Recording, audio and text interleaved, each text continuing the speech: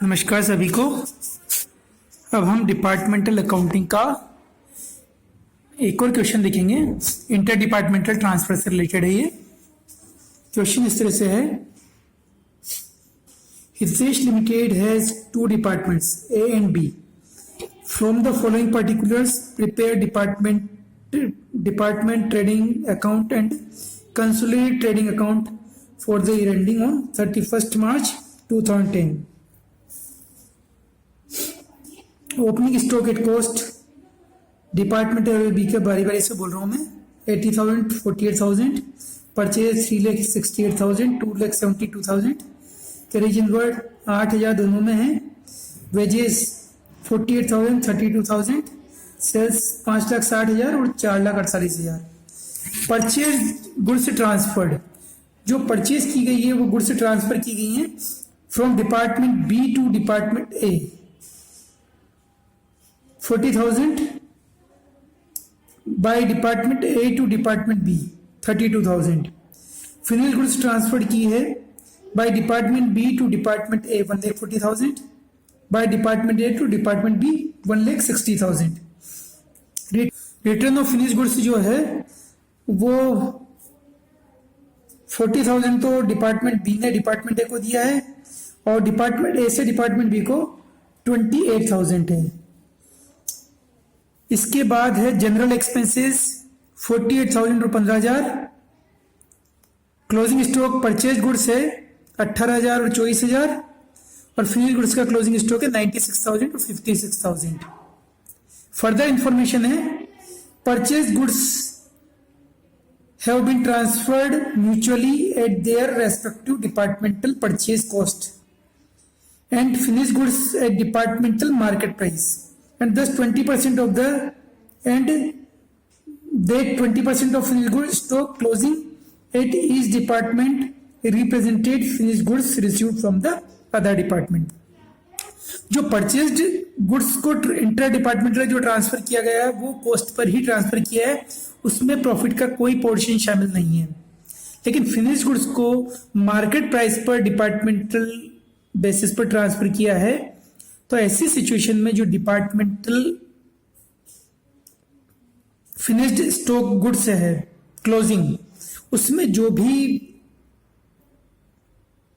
Profit का portion है वो हमें निकालना पड़ेगा और उसके लिए स्टॉक रिजर्व क्रिएट करना पड़ेगा। अब हम शुरू करते हैं इसका सॉल्यूशन। बनाएंगे departmental trading account.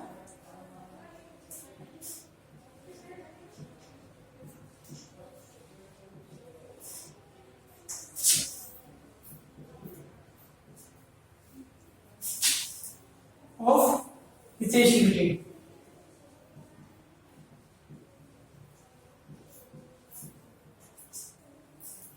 For the year ended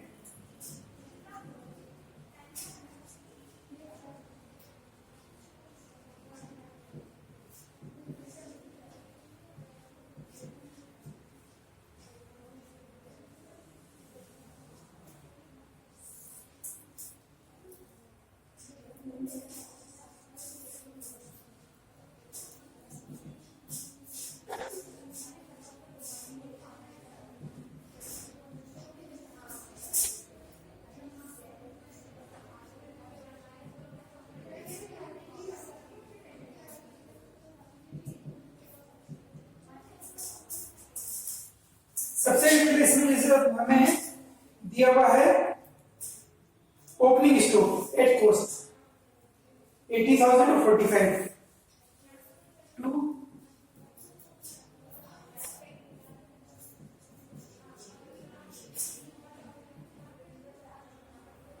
85,000 और 48,000। इसके बाद परचेज दी हुई है 368 और 272,000।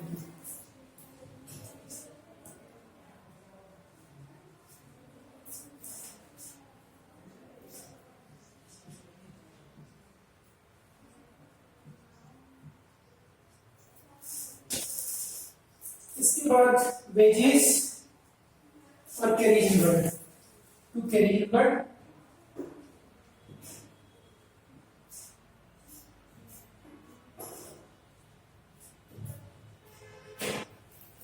एलिजिबल वर्ड जो है 8000, दोनों में 88,000 है,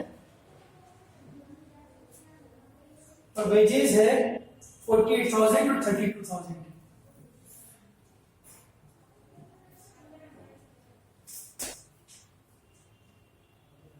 इसके बाद अपन देखते हैं सेल्स 5,60,000 और 4,48।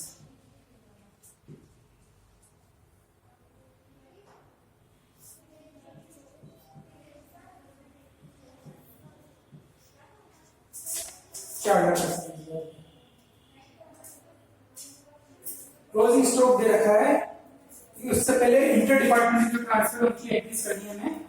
इंटर डिपार्टमेंटल ट्रांसफर में जो दे रखा है तो purchase goods transfer, purchase goods जो ट्रांसफर की है तो इसको दिखा देते हैं।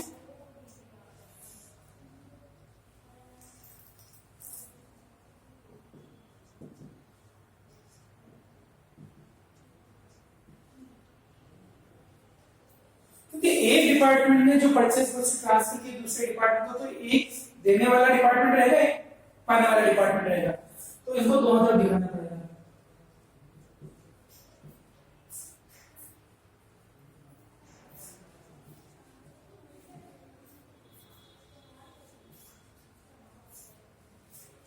ये जो department from A to B और B to A,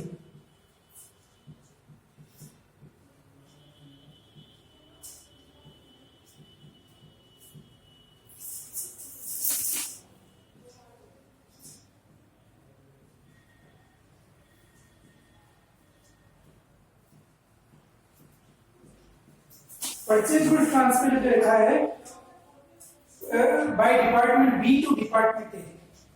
B department ने 40,000 रुपए की परचेज गुड्स ट्रांसफर की है ए को, तो बी डिपार्टमेंट ने 40,000 की ट्रांसफर किया, बी डिपार्टमेंट ने 40,000 की ट्रांसफर की, तो बी डिपार्टमेंट तो क्रेडिट होगा और ए डिपार्टमेंट डेबिट होगा।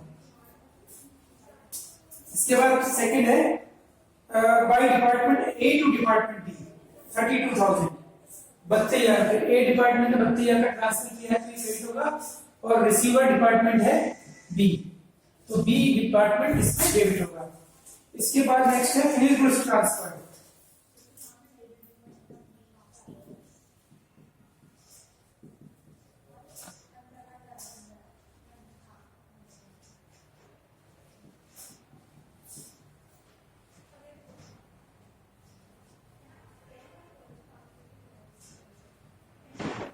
बी टू ए, इसी तरह यहां पर लिख देंगे by transfer of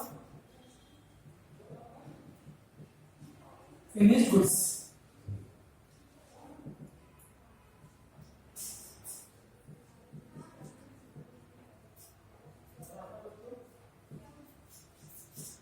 B to A to B और बी टू ए करना है यहाँ पर।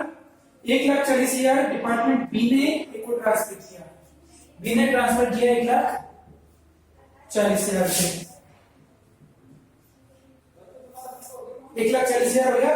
इसके बाद ए ने बी को ट्रांसफर किया 1,60,000 रुपए,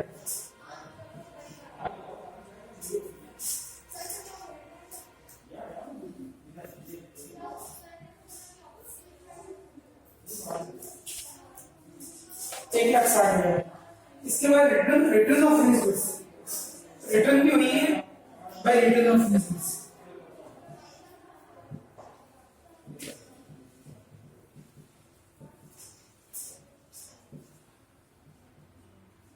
From A to B,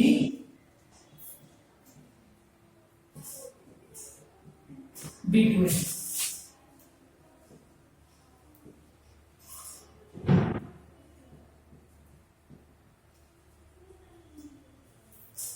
Return of finished goods.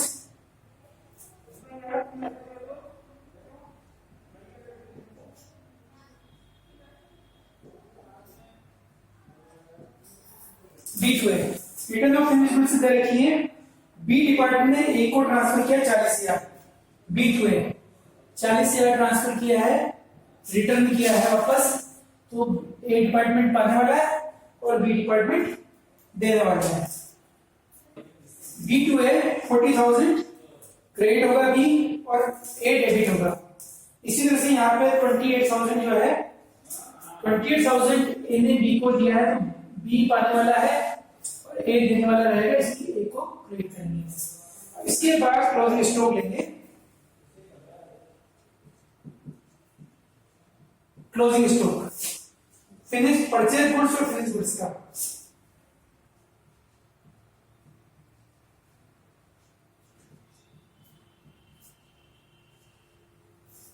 Purchase goods का जो फिनिश स्टॉक दे रखा है 18,000 और 24,000, इसमें दिखाने में कोई दिक्कत नहीं आएगी। और दूसरा है 96,000 और 56,000, 96,000 और 56,000। इसके बाद हम यहां पर जीपी निकालेंगे।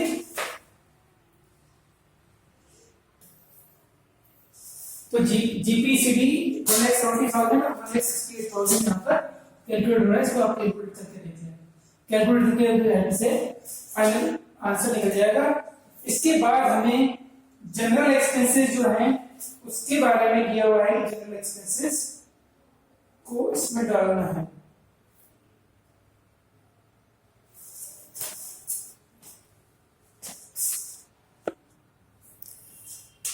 अब ये पीएनएल वाले पोर्शन में केवल एक एक्सपेंसेस है, जनरल एक्सपेंसेस, तो इसे यहां पर जनरल एक्सपेंसेस डेबिट करेंगे 48,000 और 15,000 बाय जीपी ब्रॉट डाउन 1,70,000 1,68,000। इसमें से ये एडजस्ट करने के बाद यहां नेट प्रॉफिट जो जनरल पीएनएल में ट्रांसफर होगा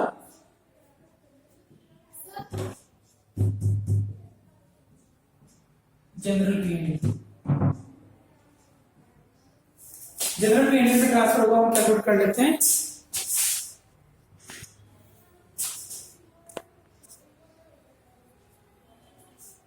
तो यहां पर 170 में से 48 माइनस करेंगे 1,22,000 और 168 में से 15 माइनस करेंगे तो 1,53,000।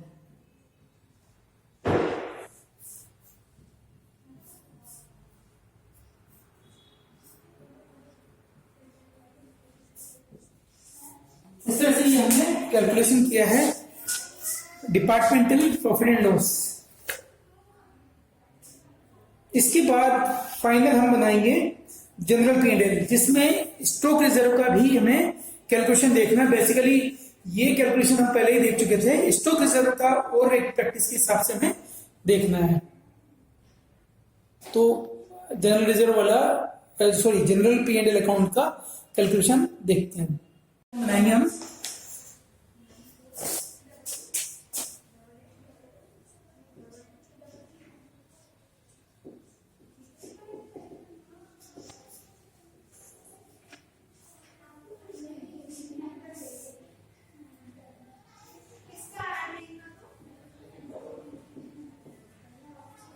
Net profit department X department Y 1,22,000 1,23,000।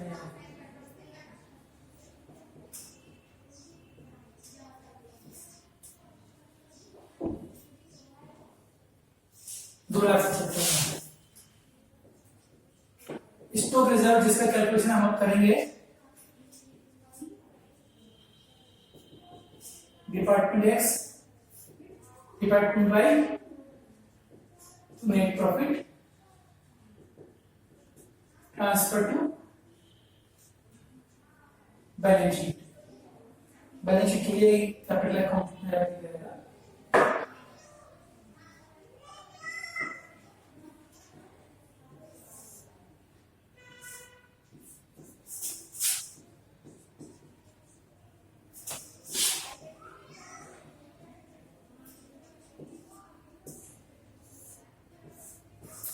अब जीपी निकालने के लिए क्या करेंगे हम, जीपी रेट निकालेंगे। सबसे पहले डिपार्टमेंट एक्स की जीपी रेट,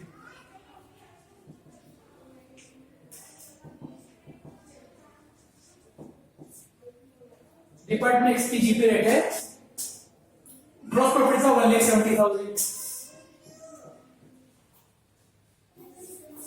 क्योंकि जो परचेज गुड्स ट्रांसफर हुई है वो कॉस्ट कर रही है, तो उसमें तो कोई प्रॉफिट अर्न हुआ नहीं है। तो ऐसी सिचुएशन में हमें बाकी जो स्टॉक है finish goods plus actual sales उसको कंसीडर करेंगे। 5,60,000 ए डिपार्टमेंट का सेल्स थी, प्लस जो ट्रांसफर किया है वो भी सेल्स प्राइस पर किया है एनटीटी को, तो 1,60,000 भी सेल्स के रिलेटेड होगा।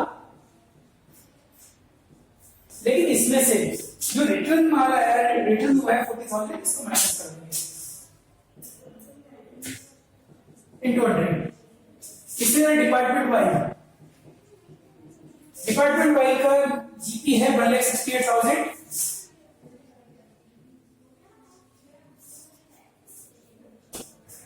सेल्स है 4,48,000, इंटर डिपार्टमेंटल ट्रांसफर जो मार्केट प्राइस पर हुआ है वो फिनिश गुड्स का ट्रांसफर 1,40,000। लेकिन इसमें से रिटर्न हुआ 28,000 का, इसको माइनस करेंगे कि यहां पर इस तरह से कैलकुलेशन करेंगे और इसमें जो जीपी रेट निकलती है वो इससे फाइनली कैलकुलेट होगी।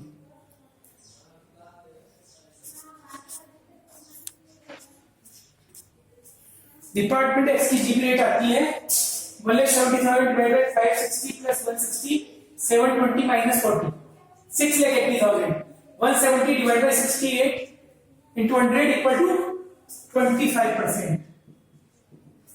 और यहां पर डिपार्टमेंट वाई की 1,68,448 प्लस 140 5,88,000 माइनस 28, तो 5,60,000। तो यहां पर ये होगी 56 या 168, यहां पर ये होगी 30%। अब इस पे स्टॉक रिजर्व हम कैलकुलेट करेंगे। स्टॉक रिजर्व कैलकुलेट करने के लिए जैसे आपको इंफॉर्मेशन देते हैं क्लोजिंग स्टॉक में फिनिश गुड्स है उसका 20% ही दूसरे डिपार्टमेंट से ट्रांसफर होकर आया है, उसकी बेस पर रेट अप्लाई करेंगे। तो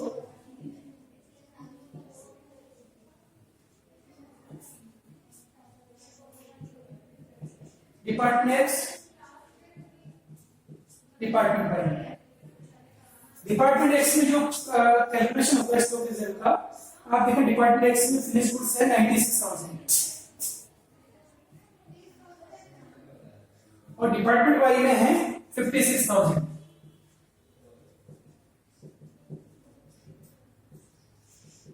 और जो 20% है उस पर चूंकि दूसरे डिपार्टमेंट से माल वापस लौटकर आया है, तो ऐसी सिचुएशन में डिपार्टमेंट एक्स के स्टॉक पर डिपार्टमेंट वाई की जीपी रेट अप्लाई होगी 30%, और यहाँ डिपार्टमेंट वाई के स्टॉक पर 25%। और इस तरह से इसका फाइनल कैलकुलेशन हम कर लेते हैं। 5760 तो डिपार्टमेंट एक्स का आएगा और डिपार्टमेंट वाई का आएगा 2800। ये आप कैलकुलेटर से कैलकुलेट करना है। बेसिकली 20% जो स्टॉक में बचा हुआ है दूसरे डिपार्टमेंट में ट्रांसफर होकर आया हुआ है, उसे यहाँ पर दिखाएंगे। उसका दूसरे डिपार्टमेंट की जीपी रेट, जैसे लास्ट क्वेश्चन में भी हमने किया था, दूसरे डिपार्टमेंट की जो जीपी रेट है जिससे ट्रांसफर होकर माल आया था उस डिपार्टमेंट की जीपी रेट को अप्लाई करेंगे। इस तरह से 5760 280 82800 ये यहाँ पर स्टॉक रिजर्व का अमाउंट हमने कैलकुलेट किया है, इसको जनरल P&L में अप्लाई करेंगे। स्टॉक रिजर्व 5760 2800 इक्वल टू 8,560 और जो बैलेंस बचेगा वो 2,66,440।